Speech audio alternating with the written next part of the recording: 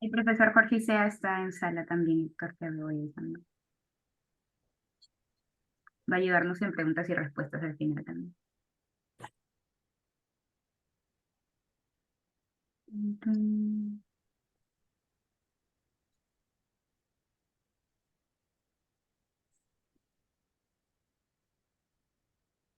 Listo.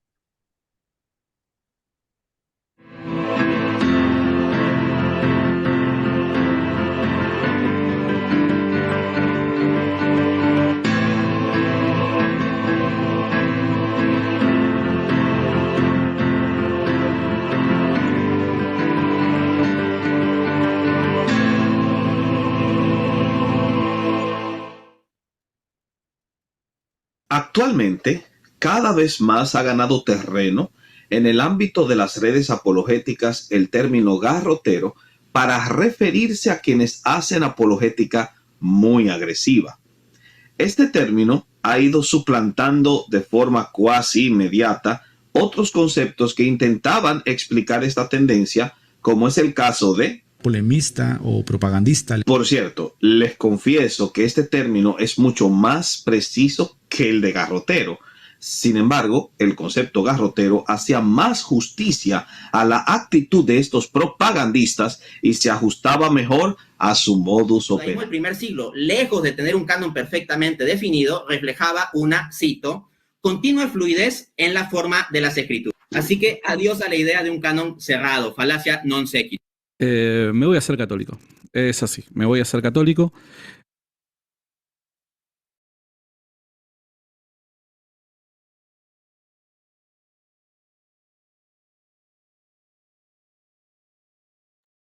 ¿Qué tal, hermanos? Bienvenidos una vez más a la conferencia Antigarroteros organizada por Razón y Creencia y Oído Activo. Es un gusto para nosotros estar desde aquí, desde el otro lado de la pantalla, saludándolos a todos ustedes.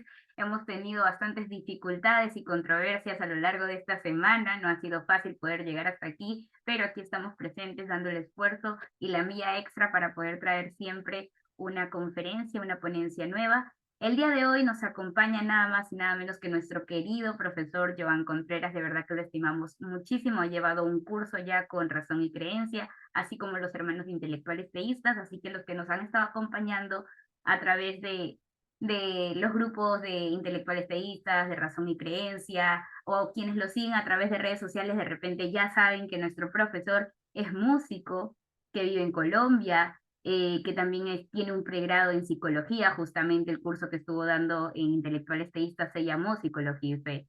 Asimismo, él es máster en bioética y estuvimos abordando esos temas dentro del curso Apologética también. Y asimismo, él es docente catedrático, da cátedras para estudiantes de teología y administración de empresas en filosofía y ética e integridad.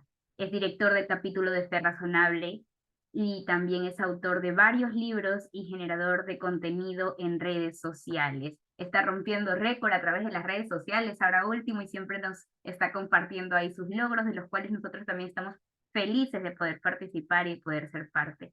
Entonces el día de hoy nos está trayendo el tema de la sola escritura y quiero presentarlo a él. Sin más que decirles, los dejo con nuestro querido exponente y profesor Joan Contreras. Hola a todos, un saludo muy especial. Siempre es bueno volver a Razón y Creencia. Estuvo bonito, es una diosidencia también, creo. Independientemente de los contratiempos, creo que es una diosidencia muy hermosa y les doy gracias a ustedes por ser parte de esto, de darme la oportunidad de estar aquí. Voy a compartir un tema bien interesante, que es uno de los temas am, que he estado estudiando últimamente. Voy a estar recomendando una serie de libros al final de la ponencia, si me lo permiten. Pero en todo caso quisiera mencionarles que este es un tema que he venido estudiando ya hace bastante tiempo. He venido estudiándolo, digamos, muy minuciosamente. Y como lo decía la hermana Andrea, soy bioeticista, soy psicólogo. La teología me resulta altamente interesante. eh, No soy teólogo, pero es un tema que me apasiona, tanto como estudiar los orígenes en el Génesis, estudiar la filosofía teológica y otras cuestiones me llaman profundamente la atención, y últimamente precisamente con el resurgir de, de este encuentro entre el debate de protestantismo y catolicismo, bueno, quiero también hacer una propuesta académica, una propuesta amable, una propuesta que en todo caso nos dé la información necesaria acerca de ciertas cuestiones que vienen desarrollándose en los medios de comunicación frente a lo que son los debates respecto a estos temas. Y una de las cuestiones que más he visto que tiene debate y tiene polémica es la comprensión de la sola escritura. Algunos creen que es un dogma de fe. De hecho, se pregunta o se le pide a los protestantes que den cuenta de que si esto es un dogma o quién determinó que esto era un dogma. Y evidentemente, aquí habría que analizar muchas cosas. Sé que durante toda esta semana lo estarán haciendo con profesionales en la materia. Yo soy quizás el menor de todos. Pero hay un desconocimiento muy profundo sobre cómo se hace dogmática en el protestantismo, cómo se hace teología, y precisamente la diferencia de la teología entre el protestantismo y el catolicismo. Una teología a otra cambia y varía muchísimo. Sin embargo, creo que el debate es muy enriquecedor, y también creo que el debate sobre estos temas nos vuelve a recordar a nosotros como protestantes lo importante que es y lo urgente que es que nos capacitemos en estas áreas. Así que felicitar a Razón y Creencia por el espacio. Esperamos sea de gran bendición para todos ustedes.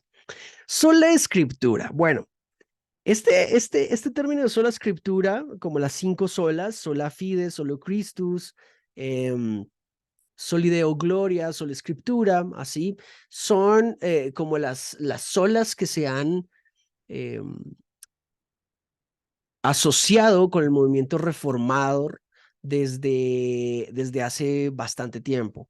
Y me llama profundamente la atención que la sola escritura es, curiosamente, una de las principales enseñanzas que se tratan de atacar actualmente, principalmente desde el desconocimiento, y en segundo lugar se defienden muchas veces desde el desconocimiento.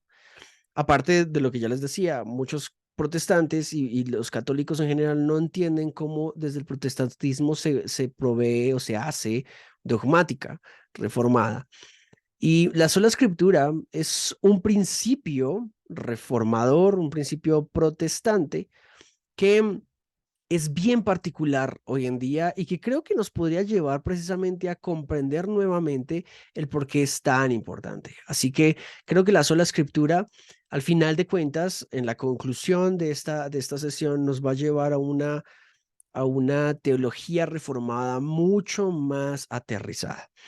Para esto es importante que nos ubiquemos rápidamente en un contexto histórico. No voy a dar todos los datos del contexto, pero recordemos que durante los primeros siglos la Iglesia Católica luego vino a ser la Iglesia Católica Romana. En el 1200 más o menos se produce el cisma de Oriente, que los ortodoxos se desprenden del catolicismo, y ya en los siguientes siglos sería el protestantismo, abriendo camino con próceres como Juan Hus, Juan Wycliffe y otros que abrirían el camino para que precisamente Lutero tuviese todo lo necesario para que precisamente sucediera históricamente lo que sucedió. Este es un recuento histórico muy grande. Yo de verdad por ejemplo, les recomiendo mucho leer a Vishal Mangalwadi. Es un filósofo indio muy importante que hace un rescate de la reforma muy interesante. Y este contexto histórico nos tiene que precisamente llevar a uno de los concilios en 1229. La hegemonía eclesial había condenado las traducciones de la Biblia a las lenguas vernáculas en el concilio de Toulouse de 1229.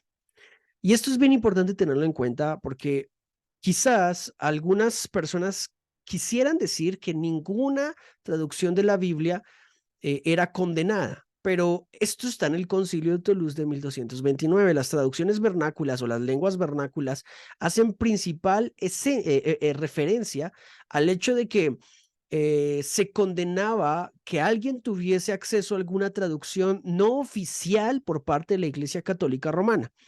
Y estas traducciones formales tenían que ver con los lenguajes o las lenguas que solamente los doctos religiosos podrían acceder.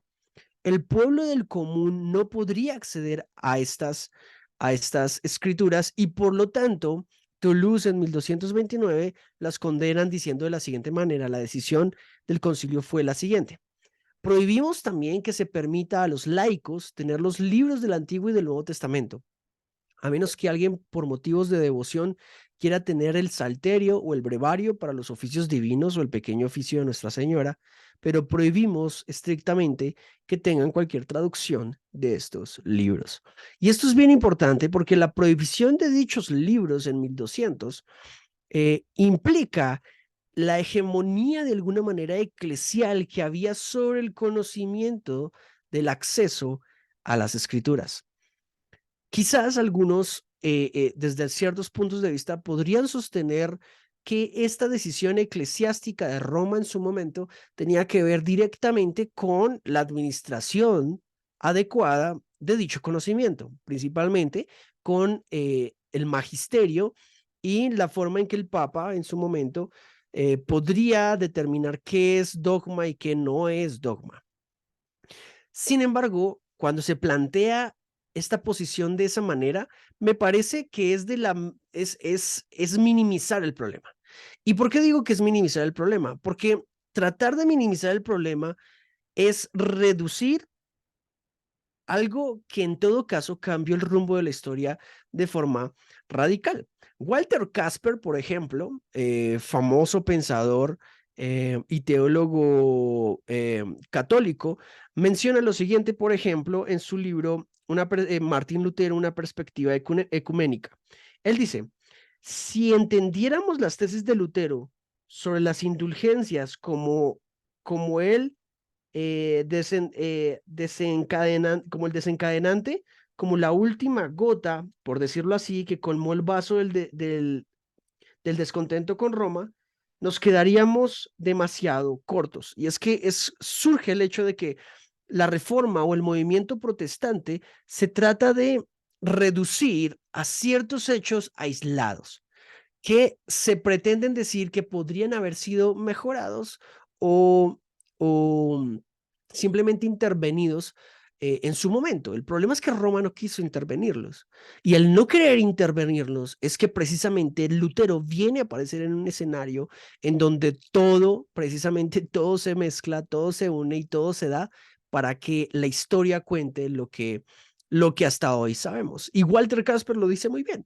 Entonces, reducir el problema simplemente a ciertos aspectos aislados de una teología y quizás relacionarlos con una sed de poder, por ejemplo, de Lutero o algo así, es ridiculizar el problema, ridiculizarlo y minimizarlo a tal punto de que desconoce la historia de lo que eso implica, y Walter Casper, como acabo de mencionarlo, bien lo deja en claro. Entonces, para esta época, para 1229, mucho antes de Lutero, ya el Concilio de Toulouse había condenado el hecho de que el pueblo, los laicos en general, tuviesen acceso a los libros del Antiguo y del Nuevo Testamento en su momento.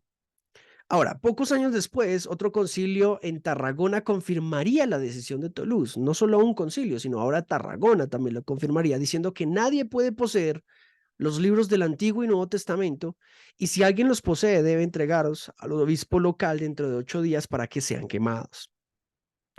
Surgen varias preguntas que no vamos a contestar hoy, pero ¿cuál era la necesidad de querer quemar un libro que en todo caso podría decir exactamente lo mismo que eran los libros que tenían el poder eclesial? ¿Cuál podría ser el problema, verdad? Y de hecho, ¿por qué quemarlos? ¿Cuál era la necesidad de quemarlos? Entonces, sucede que el catolicismo a mediados de 1200, que precisamente es parte de la época que desarrolla o que se da el cisma de Oriente, implica una concentración de poder eclesial y de hegemonía eclesial tan notoria y asfixiante que estéticamente lo único que podrían hacer era evidenciar precisamente los problemas hegemónicos que tenía la Iglesia Católica en su momento. Aunque fueron decisiones locales que apuntaban a frenar, por ejemplo, la herejía de los cátaros, que era uno de los argumentos que usaba precisamente este tipo de concilios para justificar su actuar, todo esto marcó una tendencia que con el tiempo, como lo he venido diciendo, se volvió parte del tramado del poder eclesial. O sea, ya no era únicamente para quizás frenar una herejía de los cátaros, para frenar otra herejía, entre otras cuestiones, sino que ahora se usaba sobre pretexto de la concentración del poder. Entonces, para que pocos tuviesen el poder y que esos pocos determinaran qué se hacía o qué no se hacía, o qué era doctrina o qué no era doctrina, qué era verdad o qué no era verdad respecto a la interpretación y al examen de las escrituras, era entonces obvio empezar a hegemonizar ese poder, hegemonizar esas acciones para condenar todo lo que fuera contrario a ellas. No fue, curiosamente, hasta el Concilio Vaticano II en 1262 y 1965 que la Iglesia Católica revirtió realmente su magisterio sobre este punto. Pasaron muchos años. Tuvieron que pasar cerca de 700 años para que la Iglesia Católica se diera cuenta que había que revertir esto. No solamente porque la Biblia ya estaba en la casa de todo el mundo, sino que además de esto, que había que empezar a darle otro escenario de debate a los temas teológicos que diferencian el protestantismo precisamente del catolicismo. Lutero, por ejemplo, abreva de una larga tradición. No es Lutero quien viene a defender la postura después de la sola escritura, sino que esta tradición o esta práctica, de hecho, se remonta al siglo II. Y las polémicas, por ejemplo, de Ireneo de León contra la herejía gnóstica, que ejemplificaban el hecho de que León constantemente hablaba de las escrituras como autoritarias en el sentido teológico. Ante la marea de los gnósticos, por ejemplo, que reservaban el acceso a Dios a algunos pocos iluminados, Ireneo de León declaraba lo siguiente: toda la escritura, los profetas y el evangelio pueden ser entendidos sin ambigüedades, clara y armoniosamente por todos, aunque no todos las crean. Y esto es bien importante, porque Ireneo desde el principio, ahora, no vamos a cometer un anacronismo acá como se forza, no, creo que esas preguntas de, demuéstreme que en la Biblia hay sola escritura, o qué mi versículo me habla de la sola escritura, es un anacronismo, es suponer que un término que surge a mediados del siglo XVI podría en todo caso existir en el siglo II. Eso es a eso se le llama anacronismo y es una falacia en todo caso que evidencia el problema de razonamiento que hay en ciertos aspectos. Entonces, Ireneo, que es uno de los padres de la iglesia, uno de los padres apologetas de la iglesia, que esencialmente desarrolla sus puntos con base en la eclesiología, menciona el hecho de que toda la escritura, desde los profetas y los evangelios, pueden ser entendidos sin ambigüedades. O sea, que si lees juiciosamente y si se estudia juiciosamente los profetas, cuando él habla de los profetas, obviamente está hablando del Antiguo Testamento, profetas mayores y menores, y habla del Evangelio, obviamente está hablando del Nuevo Testamento, dice que este hilo conductor entre Antiguo y Nuevo Testamento se pueden entender a través de la misma escritura. Una primera escritura que engloba, vuelvo y menciono, los profetas y los evangelios que ya para ese entonces estaban bien consolidados. No necesitaríamos, o sea, no es necesario un concilio para determinar que en los primeros 2 siglos ya existía una práctica en derredor de los libros que luego se considerarían como canónicos. Espero me estén siguiendo, igual escríbanme ahí en los comentarios, espero se estén entendiendo los puntos. Hay un teólogo que les recomiendo mucho que se llama Lucas Magnin, gran parte de los estudios sobre la reforma, yo creo que se deberían hacer con ayuda de Lucas Magnin, con varios de sus libros. Uno de ellos tiene que ver con las 95 tesis de Lutero para esta nueva generación. De hecho, se llama Las tesis de él. Él dice en este libro algo bien interesante en lo que quisiera que reflexionáramos respecto a lo que estoy hablando de Ireneo y este contexto histórico. Él dice, debemos estar atentos frente a la aparición de nuevas formas de gnosticismo, que es la tentación siempre amenazante de generar élites espirituales que resguarden el acceso a Dios y alejen la palabra de la comunidad de los santos. La palabra de Dios es un regalo para el pueblo de Dios. No es un lujo intelectual, ni un privilegio de casta, ni una condecoración religiosa. ¿Listo? La palabra de Dios es un regalo para el pueblo de Dios. No es un lujo intelectual, ni un privilegio de casta, ni una condecoración religiosa.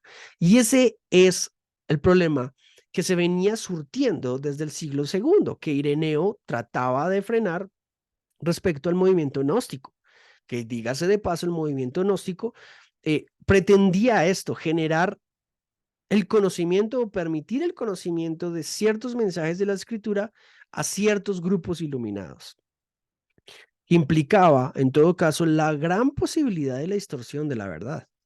Y esto es importante, o sea, no hay que debatir mucho el hecho de que los más importantes filósofos que hablan, por ejemplo, del psicopoder, hoy, por ejemplo, lo conocemos por filósofos como Foucault, que no es un filósofo que yo recomiende para los cristianos, pero Foucault creo que desarrolló una muy buena teoría sobre el psicopoder a través de las relaciones de tensión, ¿sí?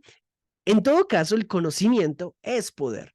Si hay concentración de conocimiento, si solo pocos pueden acceder a la mayor parte del conocimiento del cual muchos se ven beneficiados, el poder está allí.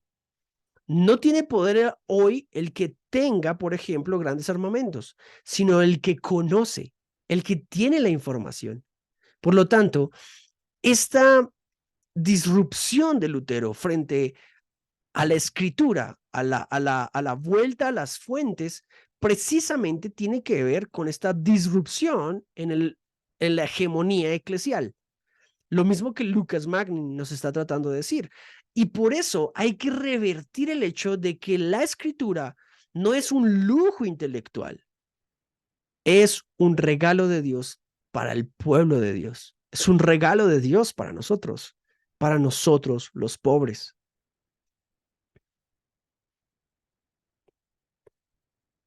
Ahora, teniendo en cuenta este breve contexto en donde se prohíben en lenguas vernáculas las traducciones de la Biblia desde 1200 de Toulouse, Tarragona y demás, hasta llegar al Vaticano II, 700 años en donde obviamente en medio de esos se acentúa cualquier acción respecto a una disidencia o a un pensamiento diferente, tenemos que hablar precisamente del conflicto que hay hoy. Y este conflicto que hay sobre la comprensión del principio de la sola escritura. Con el paso del tiempo, el principio de la sola escritura fue distanciándose tristemente del marco teológico que le daba sentido. Cuando, por ejemplo, vamos a Lutero, cuando vamos a Hus, o por ejemplo, cuando vamos a Wycliffe, hay una base teológica lo suficientemente fuerte como para de ella seguir tomando, o sea, echando mano. Y es bastante enriquecedora que si bien quizás ustedes dirán, no, yo no soy luterano, yo no soy calvinista, lo que quieras, hay que entender que hubo reformadores que proveyeron la argumentación necesaria como para darle fuerza precisamente a la sola escritura, que dígase de paso, la sola escritura no es algo que Lutero haya promovido como la sola como tal. La sola escritura viene a ser post-Lutero para identificar y resumir los conceptos de la reforma. ¿Listo? Eso es algo que hay que tener en cuenta. Lo segundo que es importante tener en cuenta es que la sola escritura no es un dogma de fe. Tampoco es una doctrina. La sola escritura es un principio de excursión teológica. Es un principio que nos ayuda principalmente a llegar a una conclusión que no llega a la sola escritura. He escuchado, por ejemplo, a apologistas católicos que bien creo argumentan el hecho de que muchas veces nosotros decimos que la escritura se interpreta a sí misma, o que la escritura en sí es la fuente de autoridad que llega a sí misma. Y el problema es que se puede volver un argumento circular, ¿sí? Argumentar en círculos, en círculos, en círculos. Pero el tema es que no entendemos la sola escritura en el sentido de que no argumentamos en círculos si la escritura llega a Cristo. La sola escritura va tomada de la mano con el solus Christus. Sin solo Cristo, la sola escritura se vuelve un argumento circular. Pero cuando la sola escritura converge y recae en el solo Cristo, no hay razonamiento circular. Y se los voy a demostrar. Bajo la presión de siglos de cambios culturales, con la radicalización que acompañó a muchas polémicas religiosas y por causas de las incontables subdivisiones al interior del protestantismo, lentamente se fue perpetrando una terrible cirugía, cual se separó la doctrina del entramado teológico en el que esa afirmación se ubicaba. Se fue separando. Entonces, la sola escritura se fue separando de la razón de la escritura, que era Cristo, el solus Christus. Y es importante tener en cuenta que las solas o las 5 solas que entendemos de la Reforma no son solas, o sea, no están solas una parte de la otra, sino que las 5 convergen en la más importante, que es solus Christus. ¿Por qué? Porque en ese sentido, todo el entramado teológico en el siglo XVI y desde el siglo XV, por ejemplo, con Hus, Wycliffe y demás, tienen completo sentido cuando la escritura te lleva a Cristo. Si la escritura te lleva a la escritura, es un razonamiento circular, pero si la escritura te lleva a Cristo, no es una circularidad lógica. Por eso es tan importante entender lo siguiente. Cuando se separó la doctrina del entramado teológico respecto al principio de la sola escritura, aparecieron problemas que hoy tenemos, como por ejemplo el literalismo, el biblicismo, el soloísmo bíblico o incluso la bibliolatría. Eso es importante tenerlo en cuenta. Y quiero hacer un hincapié en esto. Y es que no es no darle fiabilidad a la Biblia. No estoy diciendo eso. Lo que yo estoy diciendo es que el soloísmo bíblico, o suponer que solo la Biblia se interpreta a sí misma, o que solo la Biblia puede proveer, por ejemplo, perspectivas, como me ha pasado a mí, filosóficas, científicas o psicológicas, es no entender que la Biblia es el instrumento. Hay que entender que durante los primeros siglos los cristianos no tuvieron Biblia. ¿Cómo hicieron ellos para permanecer en la fe? Alguien te dirá, el magisterio, la tradición. Claro, posiblemente la tradición, aunque el magisterio fue tardío, ¿no? Pero la tradición con la palabra de Dios te llevaba a Cristo, no al magisterio. Por eso, entender la sola escritura es necesario entenderla en un sentido ontológico. Ontológico. Es el deseo de refugiarnos, por ejemplo, todo lo que he dicho, en la inerrancia e infalibilidad de las verdades de la Biblia, leída de una forma estrictamente literal, sin consideraciones por el contexto histórico, la intención teológica del pasaje o los géneros literarios. Y esto es un problema que evidentemente encontramos en la confusión que hay a partir de la sola escritura sobre la libre interpretación o el libre examen. Yo les haría una pregunta. ¿La sola escritura en este sentido permitiría el libre examen, propugna por el libre examen o por la libre interpretación? Yo les contestaría desde ya que por el libre examen, no la libre interpretación. El libre examen implica que tú examines un punto A partir de tu experiencia y de tu examen como tal, bíblico, pero no te avala para interpretarla únicamente según tu punto de vista, porque eso es un problema.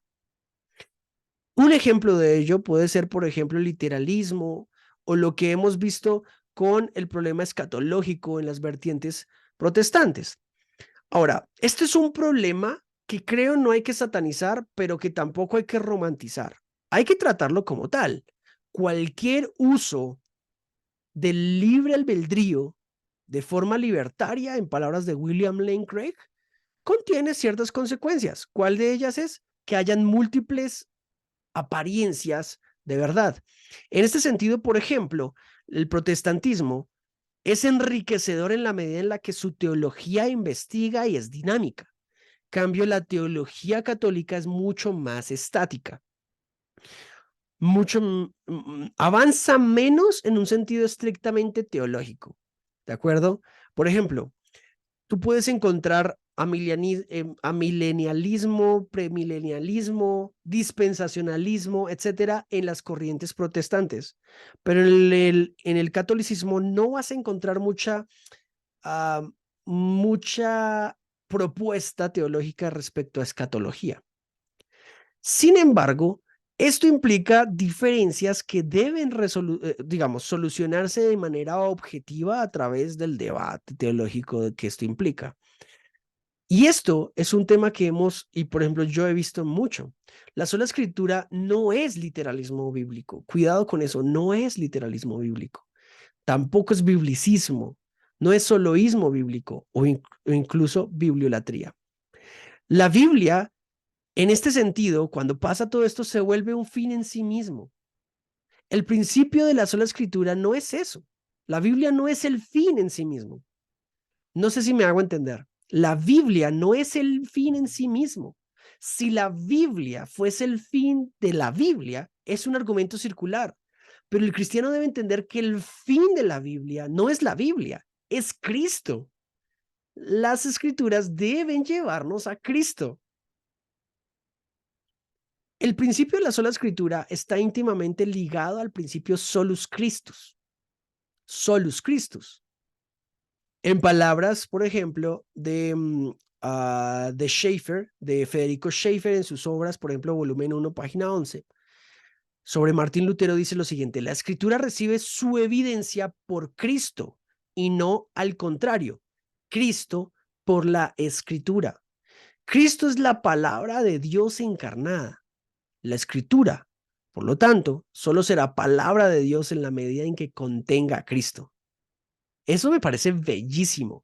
Eso anula y desvirtúa cualquier intento de debatir el hecho de que la escritura no solo no es el último o el gran aspecto de autoridad en temas de fe, sino que la escritura necesita de la tradición o un magisterio, de los concilios, etcétera. Sino que dice, la escritura es el último punto de autoridad que tenemos, pero que a su vez nos tiene que llevar a Cristo. Nos tiene que llevar a Cristo. De ahí que, por ejemplo, la dogmática reformada, hay un libro creo que es de Hernán Bavinck. No lo he leído todo, lo he leído por partes, pero enseña una parte de esto, y es que la dogmática en el protestantismo resulta en Cristo. Mucha de la dogmática en el catolicismo resulta en los concilios, resulta en el magisterio o resulta en los dogmas, no en Cristo necesariamente. Eso hay que tenerlo muy presente. La Reforma entonces no quiso convertir a la Biblia, y esto quiero que quede muy claro para todos. La Reforma no quiso convertir a la Biblia en un papa de papel. ¿De acuerdo? Esto quizás suene un poquito duro, pero si lo entiendes y abres tu mente un poquito, vas a entender lo que te quiero mostrar. La Reforma no quiso convertir a la Biblia en un papa de papel o en un nuevo dispositivo teológico con atributos de infalibilidad. útil para justificar cualquier dogmatismo o idea. No es en la literalidad de las escrituras donde encontramos la autoridad divina, sino en la revelación de Cristo que la Biblia manifiesta. La Biblia es el instrumento por el cual se nos revela a Cristo. Y Cristo, a su vez, le da veracidad a dichas palabras por quien Cristo es. Vuelvo y repito, este atributo de la sola escritura no es una manera en la que hacemos de la Biblia un nuevo papa, sino más bien entendemos que es la revelación de Cristo que la Biblia manifiesta y por lo tanto la Biblia es la palabra de Dios. ¿Por qué? Porque nos lleva a Cristo. Si ustedes lo piensan de esa manera, ya no existe tal opción de permitir que quizás haya un argumento circular. No hay argumento circular en esto.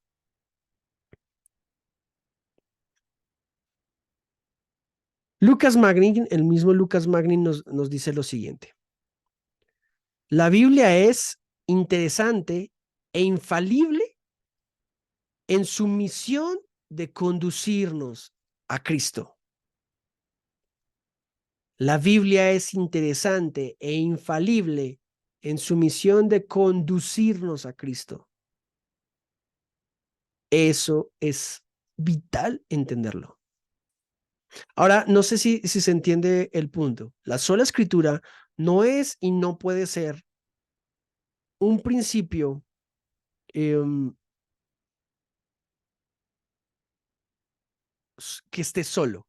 No es solo escritura y solo Biblia en el sentido del biblismo. Todo se filtra por la Biblia, no. Sino del hecho de que la Biblia, al contener las afirmaciones sobre quién es Dios, cómo es Dios y qué desea Dios, nos debe llevar a Cristo. Por lo tanto, la sola escritura debe ir de la mano de solo Christus, solus Christus. Si la sola escritura se separa del solus Christus, pierde sentido. Pierde completo sentido. Porque la sola escritura no justifica a que cualquiera interprete lo que quiera. Y ese creo que ha sido nuestro error. El protestante tiene entiende el valor de las escrituras respecto a su libre examen, pero no a su libre interpretación. No a su libre interpretación. Estamos convalidados a partir de la sola escritura a examinarla, pero no a libremente interpretarla, porque de allí nos van a salir varios apocalipsis, varios juicios finales, varios días X donde Dios vendrá con Jesucristo, la interpretación de números, todo ese tipo de cosas hay que tener mucho cuidado, porque no vienen de un libre examen, vienen de una libre interpretación. Que tú puedas leer la Biblia no te da el derecho de interpretarla como a ti se te antoje. Es algo que debemos aprender. Pero el ser protestante te da el derecho de examinarla libremente. Examinarla implica un proceso mucho más elaborado que una simple interpretación. Examinarla es precisamente rumiarla, comerla, masticarla, procesarla, reflexionarla. Y quizás sí, llegar a un punto interpretativo, pero que debe quedar en tu privacidad y que no puede volverse dogmatismo, ni puede volverse dogmas, ni puede volverse creencias. Eso es lo hermoso de la teología protestante. La dogmática protestante te permite examinar las escrituras, pero te frena respecto a su interpretación. Porque si vas a interpretar, y esto ya es un área puntualmente de los teólogos, si vas a interpretarla requieres de una serie de habilidades que no todos contamos. Por lo tanto, debemos escuchar a quienes pueden hacer dicho trabajo. El católico diría, solo el magisterio puede. El protestante debería decir, el teólogo puede. El teólogo debe hacerlo.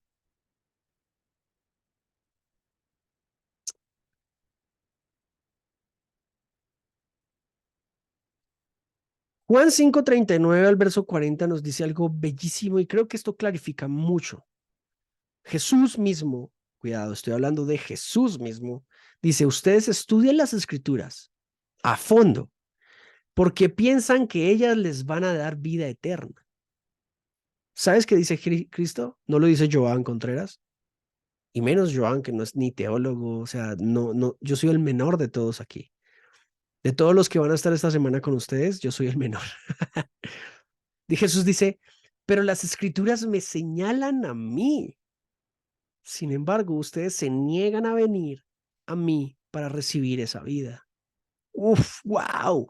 O sea, no sé si la hermana Andrea, Melvin, alguien por ahí me puede poner el meme del sabiduría cósmica, porque es que es así. O sea, Jesús está diciendo, ustedes están estudiando las escrituras a fondo porque piensan que ellas por sí, o sea, que las escrituras per se tienen vida eterna. Pero esas escrituras tienen vida eterna no por ser escrituras, sino por hablar de mí. Eso es bellísimo. O sea, es un argumento demoledor que debería enorgullecernos de nuestra fe, porque era el mismo movimiento que llevó a la reforma. Las escrituras son necesarias. Necesitamos que el pueblo lea para darles el poder y el conocimiento, para darles la posibilidad de interpretar, no, sino para que ellos sean testigos de que las escrituras te llevan a Cristo. Caramba, estoy que mando a recoger la ofrenda. Qué hermoso. Este es uno de los versos en que Jesús, en que la cristología se hace real, en que la escatología tiene más sentido, en que de hecho la bibliología reposa. Todas las escrituras hablan de mí, dice Jesús, te llevan a mí, pero ustedes no quieren entender esto. ¿Quién le va a preguntar a Jesús? Nadie, a ver, hagamos lo mismo que a veces hacen con nosotros. Bueno, ¿y dónde está en la Biblia la sola escritura? Listo. Entonces, Jesús, ¿con qué concilio habló sobre esto? ¿A quién le pidió permiso? ¿O de qué canon bíblico dependió? ¿O de qué magisterio dependía Jesús para decir lo que dijo? No, no solo no había, porque evidentemente estoy cometiendo un anacronismo, pero lo estoy haciendo precisamente para ejemplificar el error de razonamiento que hay hoy día. Ustedes estudian esas escrituras a fondo porque piensan que en ellas les va a dar vida eterna, pero las escrituras me señalan a mí. Uf. Por eso el principio de sola escritura va de la mano con solus Christus, solo Cristo. Lucas 24:45 y también los versos 27, por ejemplo, nos dicen lo siguiente: les abrió la mente para que entendieran las escrituras, al guiarlos por los escritos de Moisés y de todos los profetas, explicándoles lo que las escrituras decían acerca del mismo. ¿Entiendes? Jesús los guió por los escritos de Moisés, o sea, los llevó al Pentateuco, a los primeros libros, los llevó a la Torá, los llevó por los profetas y los llevó explicándoles lo que las escrituras decían acerca de él mismo. La escritura es importante por el mero hecho de que contiene la información del autor de la información, no por ser las escrituras per se. Las escrituras tienen vida eterna porque señalan a Cristo como la fuente de vida eterna, no porque las escrituras per se sean Dios mismo. No sé si se entiende. Es porque las escrituras apuntan a Dios mismo. Es importante tener en cuenta esto.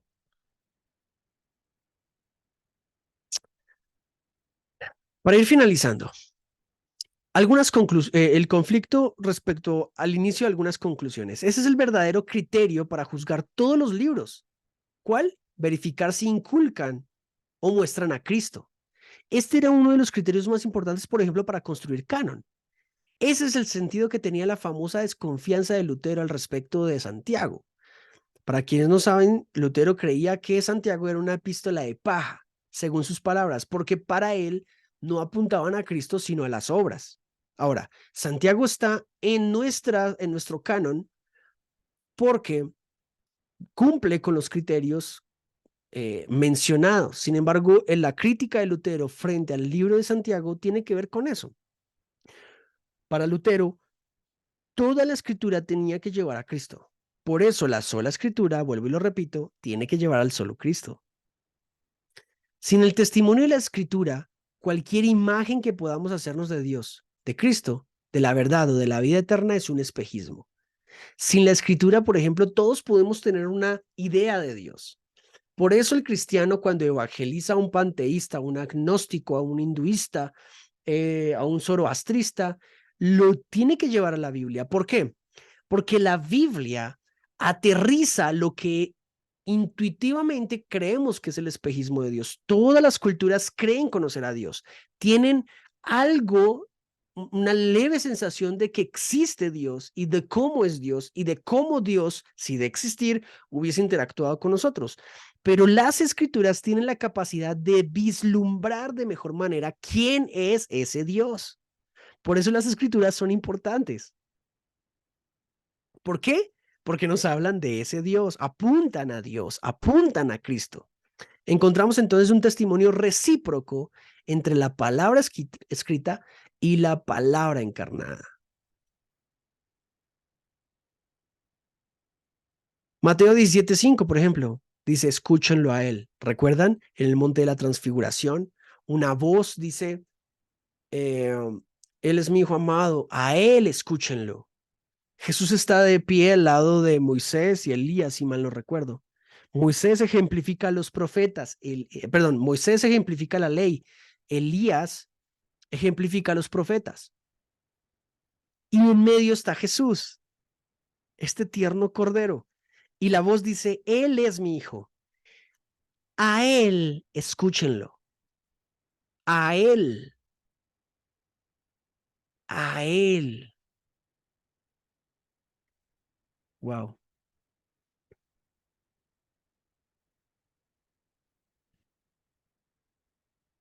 La conclusión. La conclusión. ¿Cuál era entonces el rol de la doctrina de la sola escritura? ¿Cuál era el rol? Sencillamente, para que lo recordemos, reconocer la instancia última a la que los creyentes podían apelar a la hora de resolver los dilemas teológicos y distinguir entre prácticas y tradiciones. Qué hermoso, ¿no?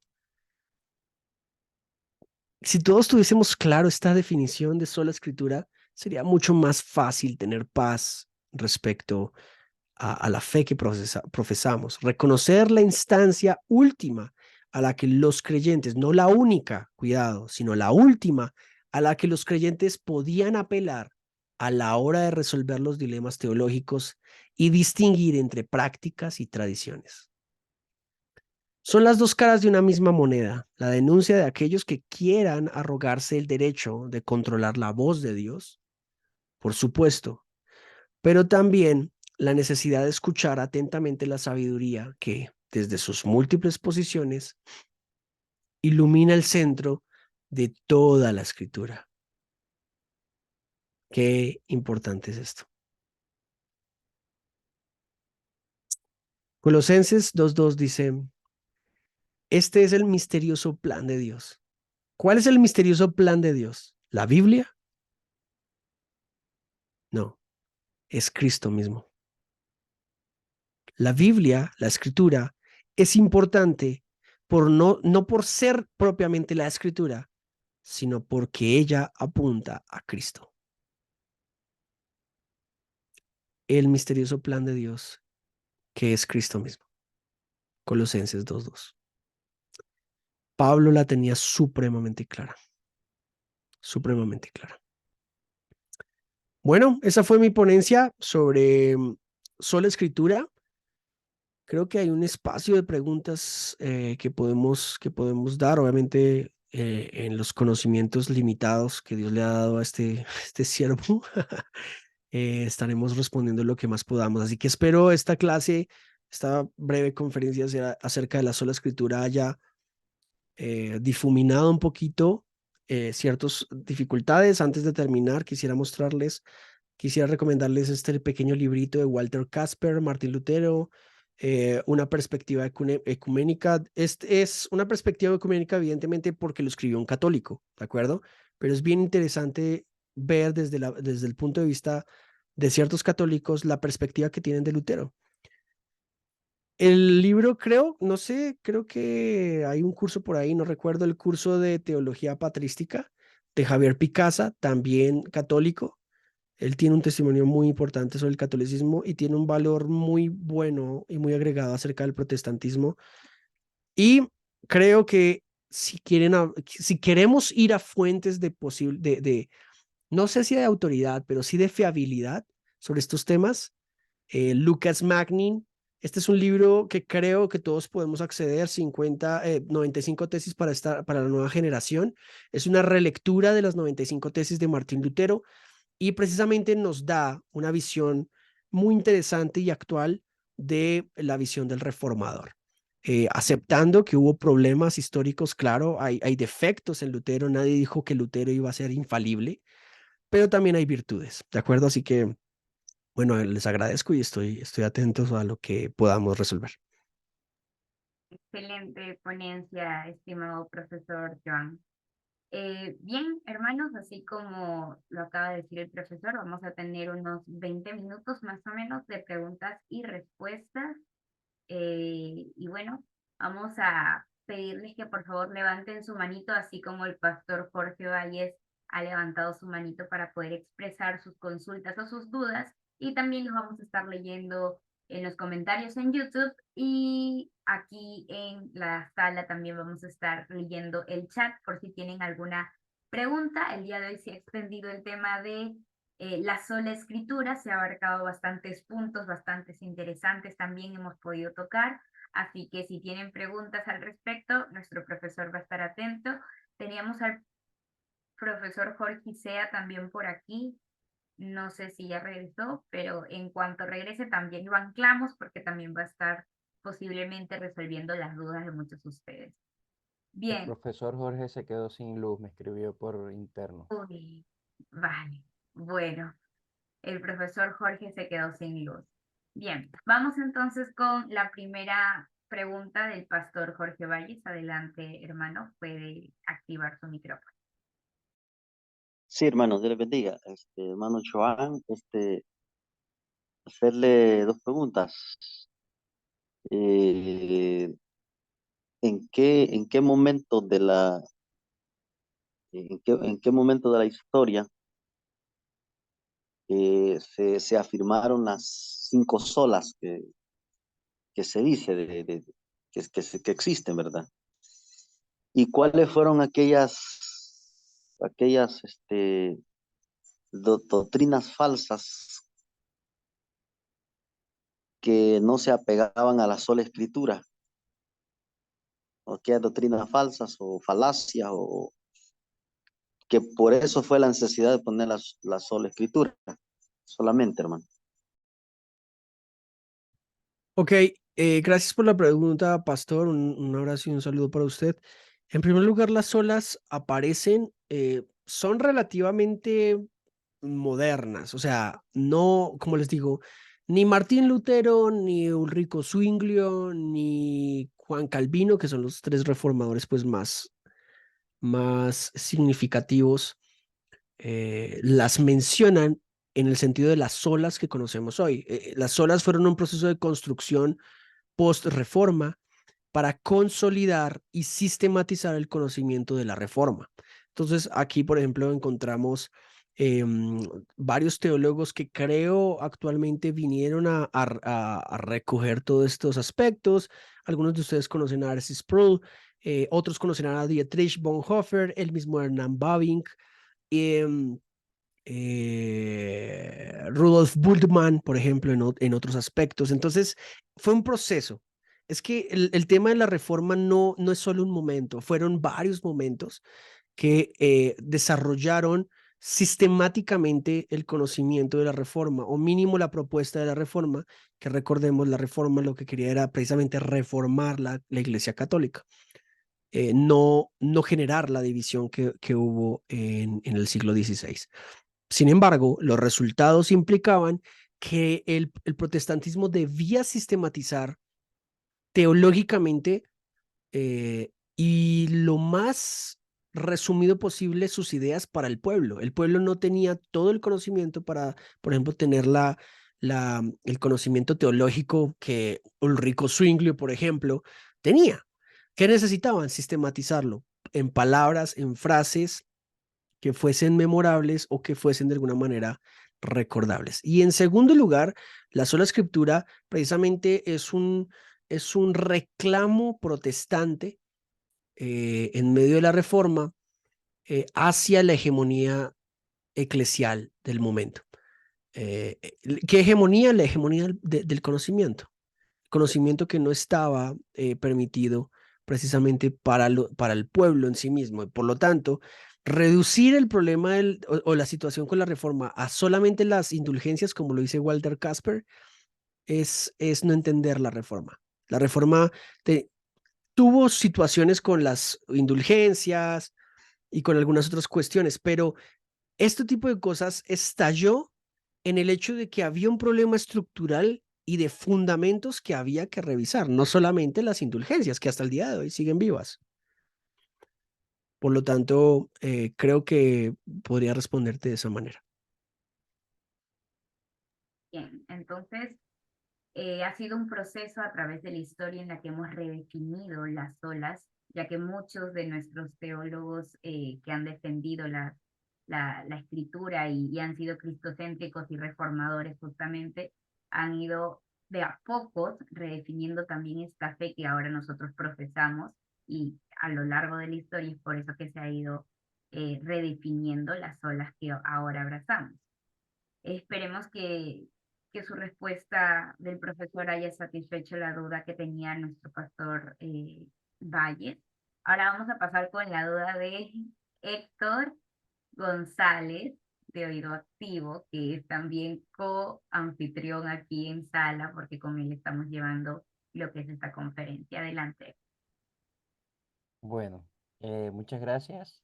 Hermano, Dios te bendiga. Gracias por tu trabajo, por este material que nos has compartido hoy.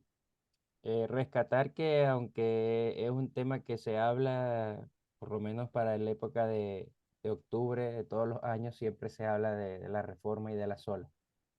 Pero gracias a Dios por ustedes que algo siempre van aportando y van enriqueciendo en el conocimiento y en el debate, ¿no? Entonces mi pregunta en ese sentido va cuando comentabas al principio, contextualizando tu presentación, hablabas de que en el Concilio de Toulouse de 1229, eh, pra- eh, básicamente el resultado era la prohibición de tener copias de la Biblia, ¿no? Independientemente ya fuera Nuevo o Antiguo Testamento.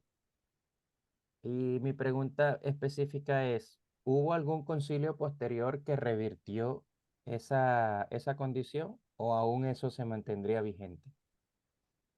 Porque siendo así, entonces es algo que no se sabía y hoy en día los católicos tendrían un grave problema porque ellos no deberían estar citando la Biblia como lo hacen tan alegremente, partiendo de esa premisa de ese concilio. Gracias. Sí, es una buena pregunta. Sin embargo, Toulouse en 1229 lo declaró de esta manera, aunque hay prácticas hegemónicas desde muchos años antes, que no estaban necesariamente institucionalizadas, pero que servían de esa manera.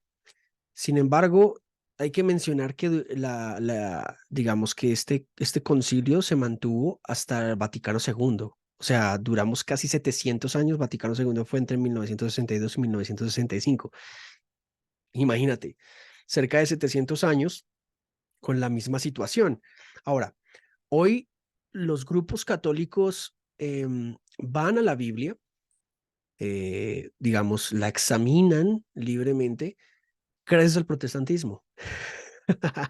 O sea, si lees a Walter Casper, por ejemplo, a Javier Picasa, católicos fervientes, pero me gusta su objetividad, ellos encuentran em, el hecho de que sin reforma no existe tal cuestión como apologética católica, porque la apologética católica surge en un sentido.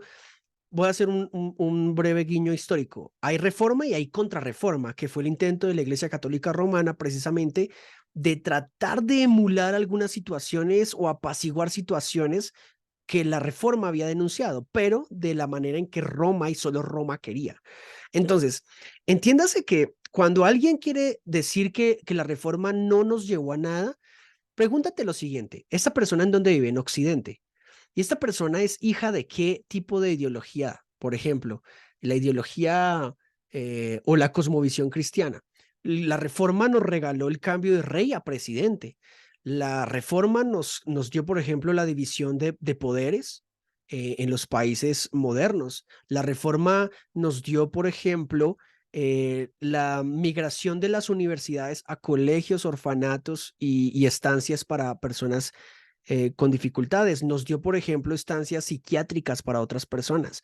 O sea, la reforma nos permitió, por ejemplo, el desarrollo tecnológico, porque si bien yo no estoy de acuerdo con aquella época llamada oscurantismo, sí había oscuridad en el desarrollo de tecnologías o había oscuridad en otro tipo de desarrollos teológicos.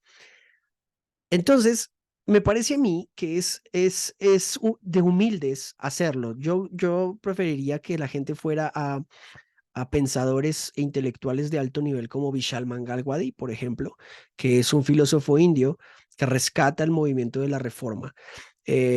Por ejemplo, una de las cosas más hermosas es que el catolicismo no fue el que llegó a la India, menos a Pakistán, fue el protestantismo por medio de William Carey, que llevó, por ejemplo, las traducciones al hindi y al urdu. El protestantismo, por ejemplo, nos dio las lenguas romances que tenemos hoy. Sin protestantismo no hay lenguaje alemán, no hay español, no hay italiano, no hay suizo. Eso es importante tenerlo en cuenta. Entonces, creo que hay que tener en cuenta que cualquier movimiento de la teología católica es un movimiento normalmente reaccionario a la teología protestante. Y lo veo desde esa perspectiva en el sentido de que lo dije al inicio, la teología católica es una teología muy estática, que busca solidificar sus propias creencias, pero no expandirse. Cambio, la teología protestante es una teología más dinámica. Entonces, bueno, creo que con eso te contesto una parte, qué pena a lo largo, pero quizás pueda servir. No, está bien, hermano, está bien, gracias. Bien. No sé si tengamos algunas preguntas por YouTube. Héctor, ¿me confirmas? No, por acá solo comentarios. Bien, vamos a leer algunos comentarios que están en sala también porque son muy buenos. Por acá nuestro hermano Rafael Gérez, saludos hasta Venezuela, hermano. Usted siempre nos está acompañando. Nos ha citado parte de, bueno, tiene una cita por acá que vamos a leer de Kevin Van Hooser. Señaló que si bien los libros de hoy suelen tratar las 5 solas juntas, fue solo en el siglo XX cuando se mencionaron colectivamente. El mismo autor afirma que sola fide, sola gracia, sola escritura se pueden encontrar en los escritos de reformadores, pero solos Cristos y soli Deo Gloria los persiguen. Gracias, hermano Rafael, así es. Sí, es lo mismo que te digo, o sea, me parece que es una falacia genética decir que no es bíblico pensar en la sola fide o la sola gratia o el soli Deo Gloria en el sentido de que es tardío. Eso es una falacia genética, es una forma de falacia genética. Entonces ahí arranca mal. Lo que sucede es que la teología protestante encuentra en la narrativa bíblica el apoyo necesario para promulgar este tipo de verdades, verdades que en todo caso hacen parte de la teología que hacemos nosotros.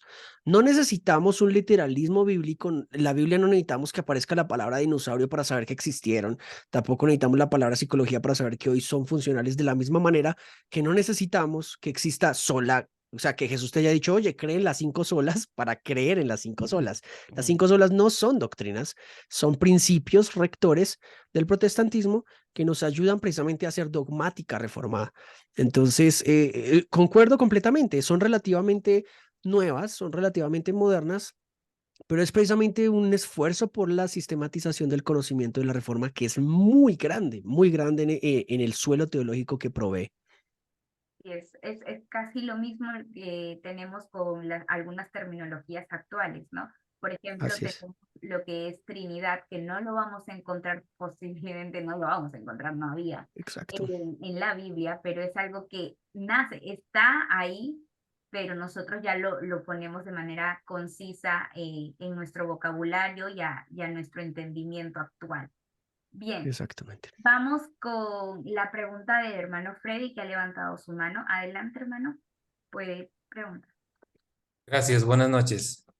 Quisiera retomar esta parte que hablas tú sobre la teología estática de los católicos versus la teología dinámica de los protestantes.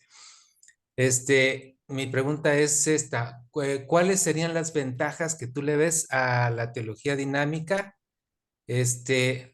Considerando que no es esto algo que de alguna manera afecta al protestantismo, dado que cada vez hay más divisiones entre de los diversos grupos, como sabemos, bautistas, pentecostales, etcétera, y se pueden ir agregando o creando más.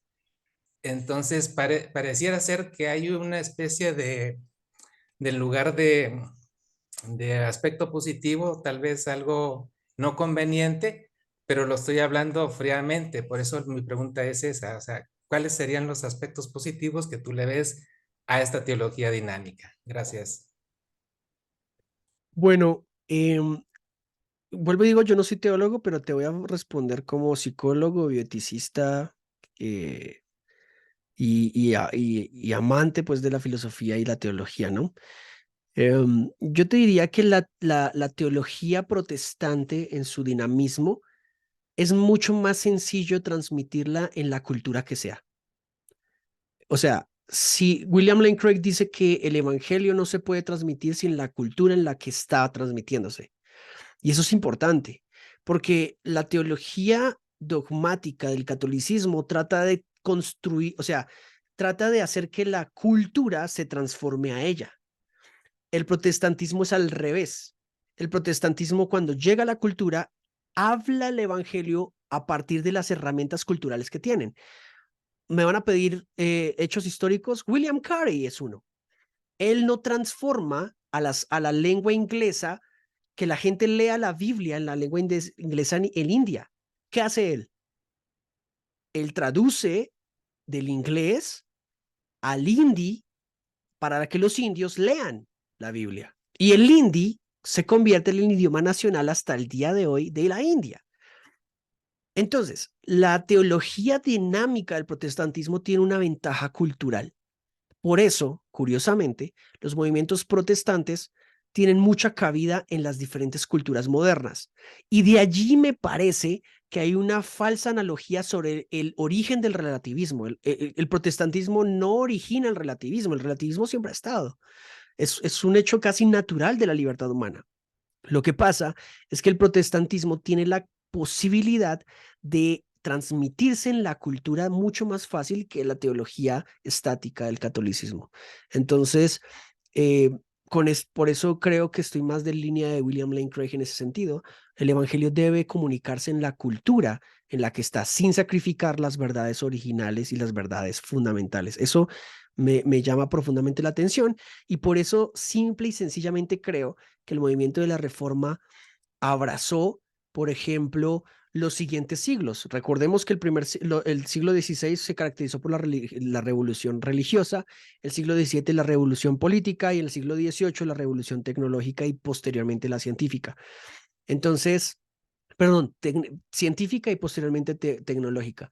Por lo tanto, el evangelio hablado en una cultura requiere dinamizarse en la cultura que está. Si no, va a ser muy áspero poderlo aceptar. Creo que esa es una gran ventaja de una teología a la otra. Excelente respuesta, profesor. Wow. Bien, vamos con la pregunta de Héctor, pero antes me gustaría añadir un comentario que recuerdo haber posteado en un momento en Instagram que decía que el éxito de la reforma justamente fue traer las escrituras al pueblo, y este fue el gran boom que trajo y que marcó la historia y ese cambio en tanto en la sociedad, pues, ¿no? Bien, Héctor, vamos ahora sí con tu pregunta, segunda pregunta. Y más que una pregunta, el hermano dio un buen desarrollo sociocultural de la pregunta anterior. Yo tampoco soy teólogo, pero creo que podemos hacer un acercamiento bien escueto y decir que la ventaja que tiene la teología o la postura que nosotros manejamos, ¿verdad? Desde el punto de vista del protestantismo, es que precisamente al no someter nuestro pensamiento y nuestro quehacer teológico a un determinado grupo de personas, sino que con el desarrollo que se va llevando con el paso del tiempo, nos permite actualizarnos, nos permite mirar atrás, decir, bueno, estas ideas fueron apropiadas para el momento en el que se desarrollaron, ¿verdad? Voy a poner un ejemplo rápido. Cuando Calvino desarrolla la teología, obviamente él está en un contexto histórico y político, y muchas de las cosas que él defendió y propuso dentro de su institución de las religiones cristianas tenían que ver con lo que estaba viviendo en ese entonces la religión, el movimiento cristiano. Pero después con el desarrollo teológico hemos venido viendo, incluso luego aparece el arminianismo, que es un alumno de Calvino que no congenia totalmente con algunas de sus ideas, y eso enriquece.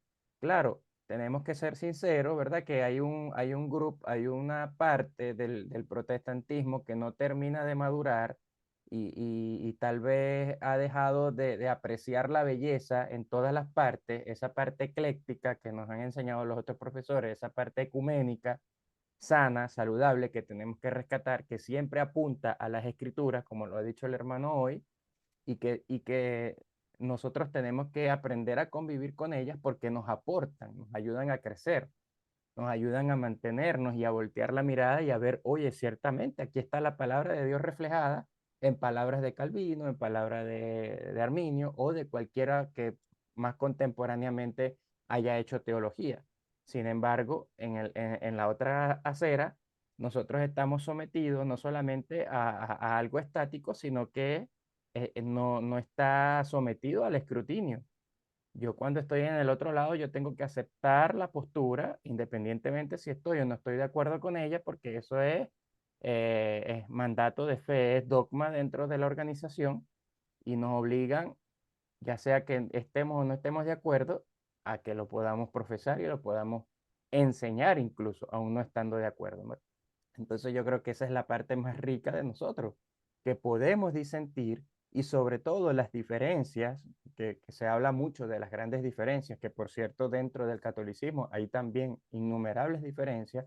Creo que por cierto hay un estudio que demuestra que hay más divisiones dentro del catolicismo que dentro del propio protestantismo per se. Sin embargo, a pesar de ello, las diferencias en las que nosotros podemos dejar de tomarnos la mano son diferencias secundarias. Y voy a poner unos ejemplos que van a dar risa y con esto cierro. Que si la mujer usa o no usa pantalón, esas cosas no conllevan a la salvación.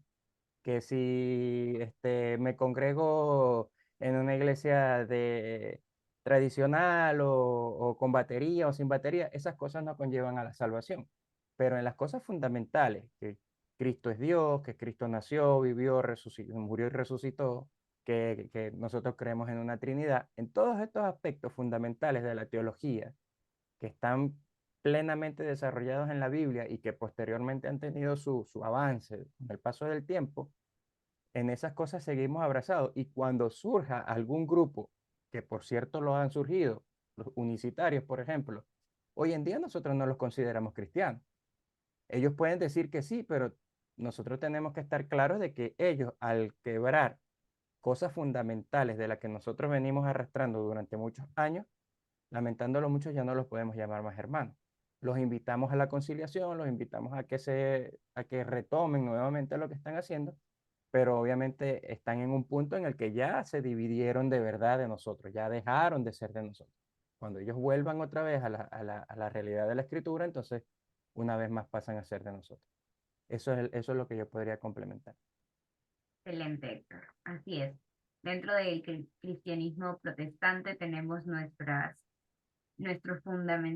doctrinas fundamentales que unen a nuestras diferentes denominaciones, a las que no son negociables, son principios no negociables de nuestra fe, que son extraídos y llegan a una conclusión y a un conciso de la misma escritura que nos habla de Cristo, y todas se centran en ella. Por eso siempre estamos hablando de una sana doctrina, de que seamos cristocéntricos, porque para nosotros la columna, baluarte y la roca que muchas veces ha servido como tropiezo es Cristo.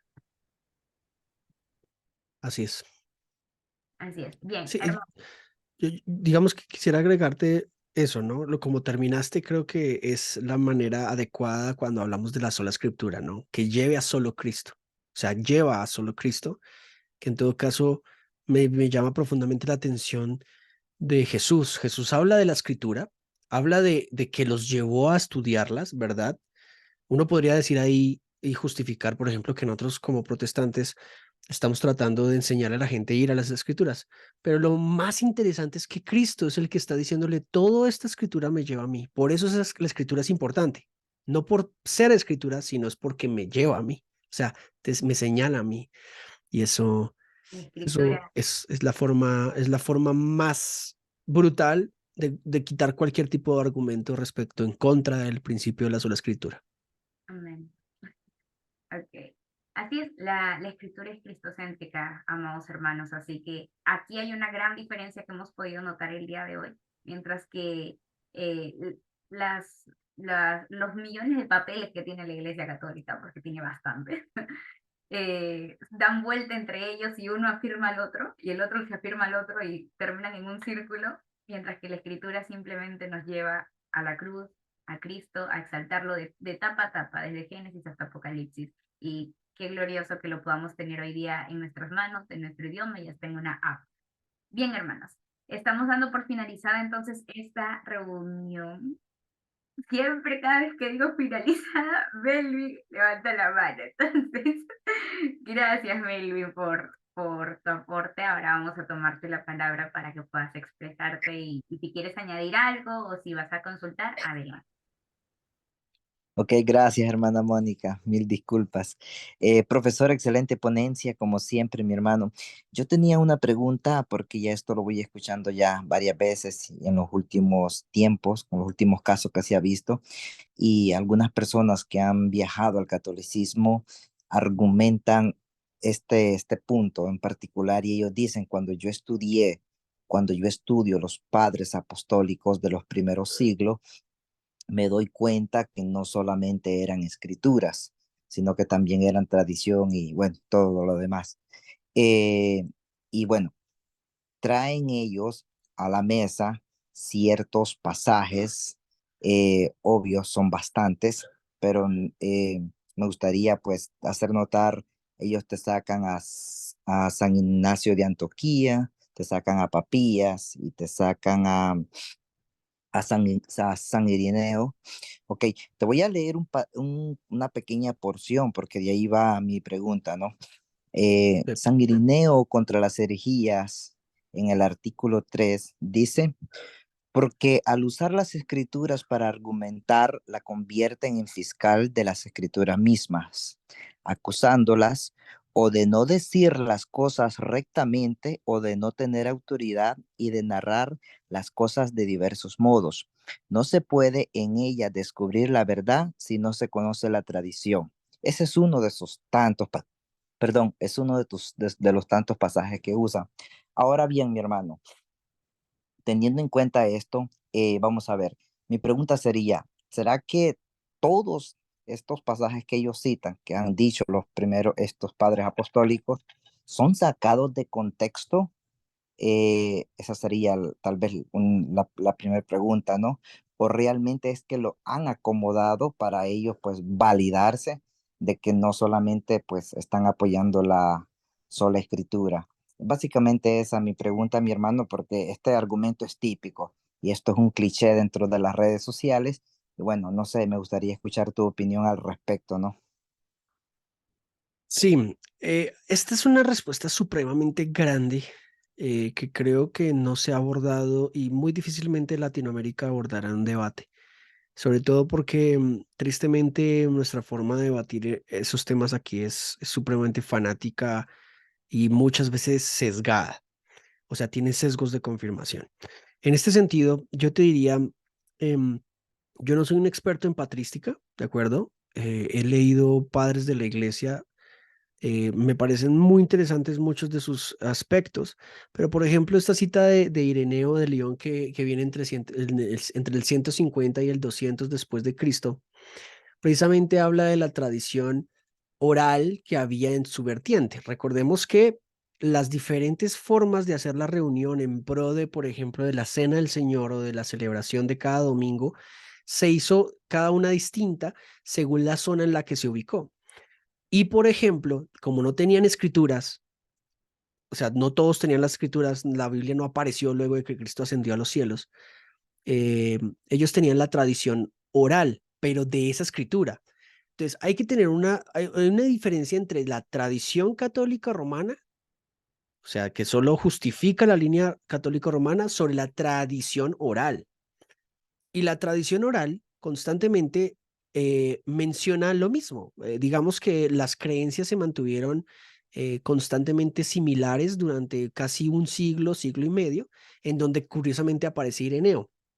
Cuando aparecen las escrituras es cuando sucede que el primer esfuerzo de sistematización del conocimiento implicó que habían vacíos, huecos, oscuridad, digámoslo así, en el sentido de la interpretación frente a los pasajes.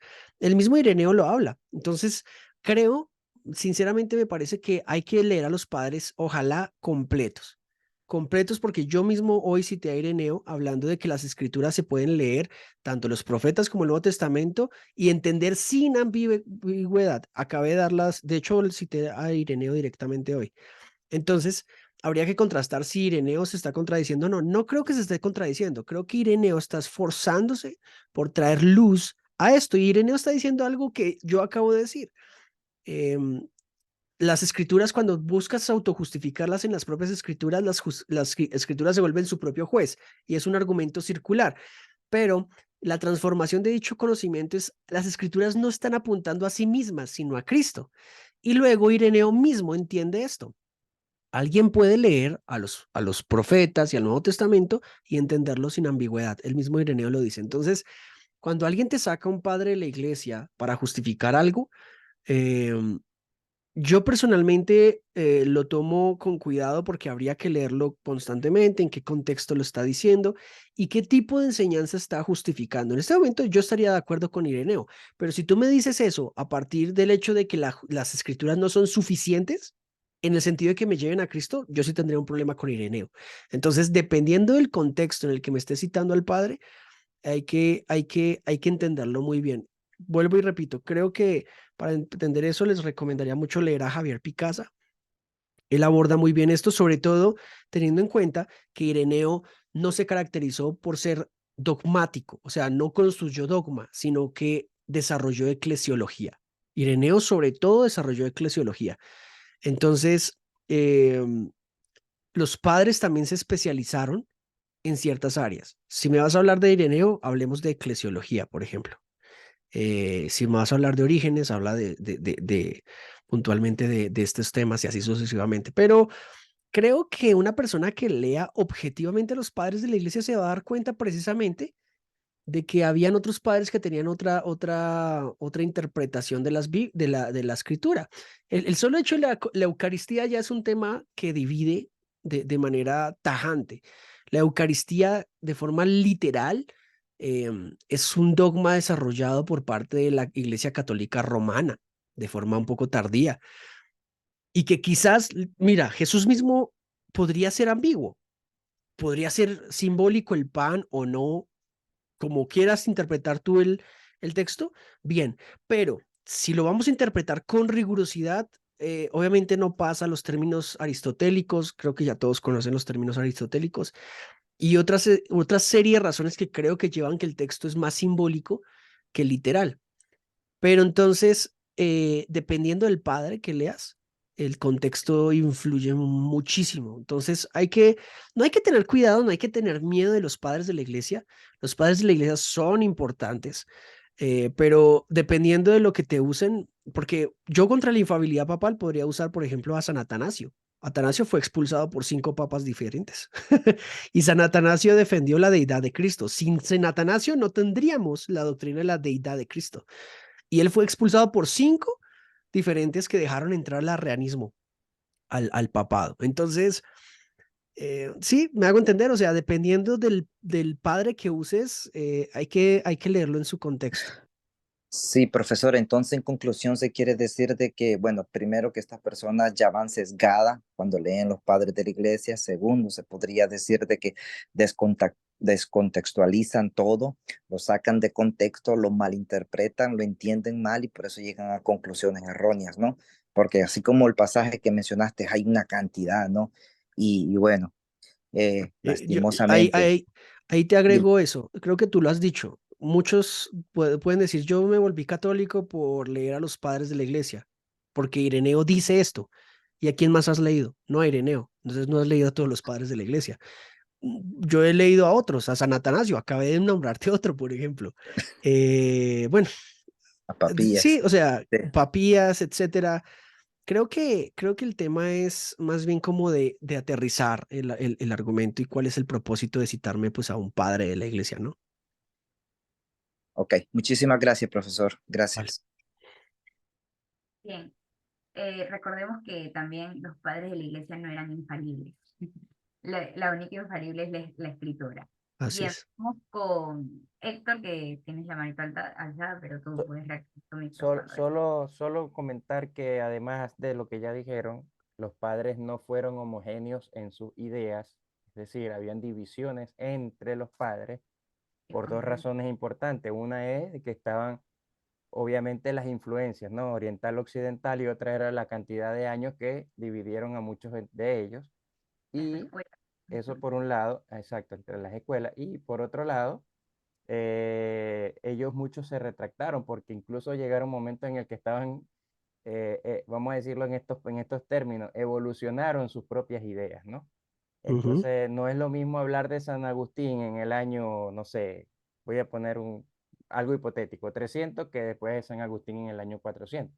De hecho, existen las retractaciones de Agustín, donde él vuelve a recapitular toda su teología y todas sus ideas, y entonces ya llega como que bueno, a sus últimas posturas. Y eso tampoco, como decía Andrea, eso tampoco significa que las retractaciones ya fueron algo infalible. Puede ser que con el desarrollo teológico posterior se hayan tenido que corregir muchas cosas, ¿no? Entonces, eso como complemento. Gracias, Héctor. También quería agregar que los padres de la iglesia, no estamos hablando de apóstoles tampoco, sino no estamos hablando que ellos escribieron la escritura, ¿no? Las sagradas escrituras, simplemente ellos están estudiando lo que es la escritura y redefiniendo sus ideas teológicas también. Y lo mismo vamos a ver en los teólogos posteriores, por ejemplo, Carvalho no es el mismo que interpreta las escrituras en un tiempo, después de una guerra va a recapitular su teología y va a definirla y ahora es un boom. Entonces, recordemos de que nosotros como personas, tanto los papas, los concilios y toda persona, todo ser humano es falible. Solamente la escritura y el canon cerrado viene a ser infalible. Adelante, profesor, no sé si desea agregar algo más. y si no, estaríamos No, concluyendo. yo recomiendo, si quieren estudiar los padres de la iglesia, vuelvo y lo digo. No, a mí no me pagan por esto, Un pero creo que es una porcentaje. herramienta importante leer a Javier Picasa, vuelvo y lo digo, es un católico que el mismo catolicismo se encargó de enajenarlo de sus propios estudios. Y él, por ejemplo, te menciona honestamente, por ejemplo, cuando la Mariología aparece, que aparece tardía y a partir de un apócrifo, por ejemplo, eh, y él te da toda esa instrucción de la manera más objetiva. Un católico diciéndote este tipo de cosas es importante. Entonces, empezar a leerlos a los contrarios me parece es mejor para conocer este tipo de posturas y creo que hay que darle relevancia a los debates en el sentido de que si vamos a hablar sobre, no sé, sobre interpretación bíblica, tenemos que hablar de la ontología de lo que implica interpretar o examinar, ¿no? No es solamente un método material, sino también es un método rigurosamente filosófico que creo requiere la teología de hoy. Necesitamos filosofía para hacer buena exégesis y demás. Así que no más, yo creo que yo cerraría con el hecho de que solo Cristo basta, hermano. O sea, una persona en el campo, en los lugares más recónditos de un país, puede no tener acceso a una iglesia, puede no tener acceso a unas escrituras completas y puede tener el único mensaje del Evangelio. Y si cree fervientemente que Cristo es el Señor, lo confiesa a sus labios y lo cree en su corazón, él y su casa serán salvos. Eso es lo que dice el mensaje del Evangelio. Esas son las buenas noticias del Evangelio. Entonces, el Evangelio es una fe sencilla que busca comprensión, pero hay gente que no va a tener la oportunidad de buscar esta comprensión. ¿Cómo haces para llegarle con la Eucaristía a alguien que nunca podría llegar? O sea, lo estás condenando y no es virtuoso. Entonces, creo que, creo que al final solo Cristo basta y Cristo es el centro finalmente del mensaje de la Biblia. Solo en Cristo hay salvación. Ujú. Así es. Bien, agradecemos entonces a nuestro profesor Joan Contreras. En breves minutos vamos a estar compartiendo sus redes sociales a través de este chat de WhatsApp, así como también dentro del chat de Zoom y en el chat de YouTube también tenemos varias páginas abiertas, hermanos. Vamos a estar compartiendo entonces las redes del profesor para que puedan ir a seguirlo por ahí. Y bueno, también queríamos compartir con ustedes los anuncios de lo que viene durante la semana, de lo que vamos a estar teniendo a continuación en esta semana de conferencia. Bien, ahí les dejo en chat las redes del profesor Joan para que vayan a seguirlo. Tienen su TikTok, su Instagram, su Facebook y su YouTube para que puedan por ahí chequear el material y todo el contenido que siempre está subiendo. Es bastante activo nuestro profesor. Y bueno, vamos a pasar con los anuncios de esta semana. Denme un segundito. Ya, después de 50 clics, aquí estamos. Muy bien. Tenemos entonces en el programa, sabemos que nuestro programa se redefine así como la teología, ¿de acuerdo? Y siempre estamos teniendo algunos movimientos, algunos cambios, por ahí se ríen. Pero bueno, hemos tenido al profesor Carlos Moore el día lunes, en donde hemos podido pues escuchar un poco de lo que nos ha traído, pero también vamos a tener a más profesores. También hemos escuchado a Jorge Isea el día martes. Hoy día miércoles nos debería de haber acompañado el profesor Edgar Pacheco. Sin embargo, van a tener una maratón de 2 en 1, 2 por 1 se llevan, hermanos. El día viernes van a tener a Edgar Pacheco junto a Néstor Díaz en diferentes horarios. Ahí les vamos a estar pasando las horas de todas maneras, pero lo vamos a tener. El día jueves tenemos a Emanuel Díaz, el día de mañana. Mañana, si Dios nos permite, primeramente Dios, hermanos, porque nuestros planes son algunos, los planes del Señor a veces se cambian, ¿ok?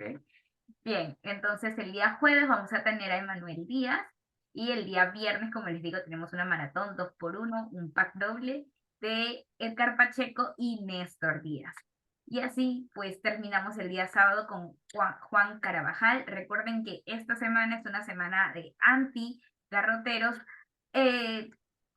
abarcada todo lo que vendría a ser la apologética católica que se hace con el garrote en la mano, con esta intensidad de querer venir con el pie en alto a aplastar. Y bueno, la apologética que presenta el cristianismo protestante es una apologética evangelística que muchas veces va a buscar ganarse al oponente y no aplastar al oponente, que va a buscar traerle a Cristo, traerle el mensaje evangélico más que cualquier otra cosa. Bien, habiendo dicho eso, queremos cerrar entonces nuestra reunión del día de hoy. Los esperamos el día de mañana. Héctor, no sé si deseas agregar algo para poder concluir. No, que estén atentos, que gracias por su participación y que bueno, ya viene prácticamente la recta final, ¿no? Mañana es jueves. Manuel está más que confirmado, excepto que porque Dios tenga algo más poderoso que su disposición, él debería estar mañana ya con nosotros acá a la hora pautada, 8 p.m. de Nueva York. Y los esperamos, los esperamos. Eso va a estar, eso como dice el hermano Néstor Díaz, va a estar buenísimo. Como lo dijo él, va a estar glorioso, dijo en el video. Glorioso, sí. Bien, hermanos, pedirles y animarlos a estar orando porque la verdad que hemos tenido bastante oposición en todo lo que vamos para poder llevar a Wow. cabo esta conferencia. De verdad que bastantes piedras nos han caído y les pediríamos que estén orando tanto por nosotros como los expositores, porque se nos enferman de la garganta, les pasa una cosa, se les cae el internet. Entonces, hay bastantes cositas, bastantes cuestiones que están detrás de pantalla que no se ven, pero les pedimos que nos tengan en sus oraciones.